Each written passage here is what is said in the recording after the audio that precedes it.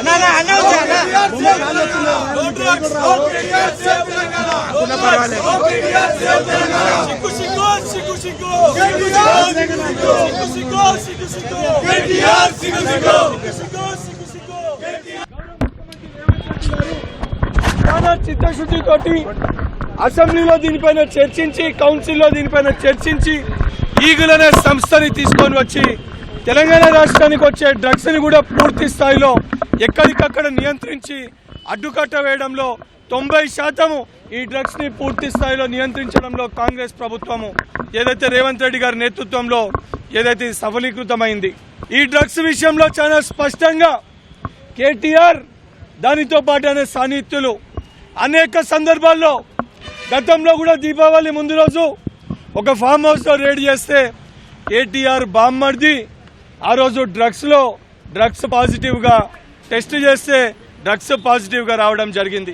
దాని తర్వాత దానిపైన ఆరోపణలు చేసి నువ్వు నీ కుటుంబ సభ్యులు ఈ డ్రగ్ కల్చర్ ని ప్రోత్సహిస్తున్నారు, తెలంగాణ రాష్ట్రాన్ని ఆగం చేసే ప్రయత్నం చేస్తున్నారు అంటే బుకాయించిన కేటీఆర్ దాని తర్వాత ఇదే పైలట్ రోహిత్ రెడ్డి దుబాయ్లో కూడా కేదార్ అని ఒక కేసు విషయంలో ఈయన పైన ఆరోపణలు వచ్చినాయి.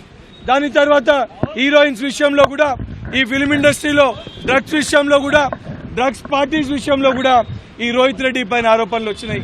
ఈ రోహిత్ రెడ్డి బీఆర్ఎస్ పార్టీకి, కేటీఆర్ కి, కేసీఆర్ కి సాన్నిహిత్యుడిగా గతంలో వాళ్ళ అధికారంలో ఉన్నప్పుడు ఎమ్మెల్యే కొనుగోలు కేసులలో క్రియాశీలకంగా పాత్ర పోషించిన వ్యక్తి.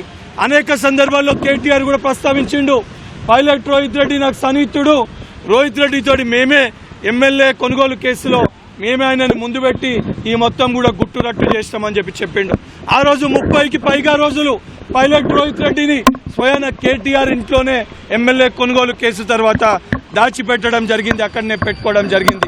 ఇవాళ కేటీఆర్ ని కూడా సూటిగా ఆరోపిస్తున్నా, నీ పార్టీ వ్యక్తులు ఏదైతే ప్రభుత్వానికి మంచి పేరు రాకూడదు, తెలంగాణ రాష్ట్రం డ్రగ్స్ రహిత రాష్ట్రంగా తీర్చిదిద్దుతుంటే దాన్ని జీర్ణించుకోలేక, తట్టుకోలేక, సిగ్గు శరం లేకుండా నువ్వు డ్రగ్స్ ని ప్రోత్సహించి నీకు సాన్నిధ్యంగా ఉన్న వ్యక్తులు, మీ పార్టీలో ఏదైతే నియోజకవర్గ ఇన్ఛార్జీలుగా, ఎమ్మెల్యేలుగా ఉన్న వ్యక్తులు, మాజీ ఎమ్మెల్యేలుగా ఉన్న వ్యక్తులు ఈ రకంగా డ్రగ్స్ ని సేవిస్తున్నారంటే, ఇటువంటి వ్యక్తుల్ని నువ్వు వెంట పెట్టుకొని తిరుగుతున్నావంటే నువ్వు కూడా ఈ యొక్క డ్రగ్ కల్చర్ ని ప్రోత్సహిస్తున్నావు.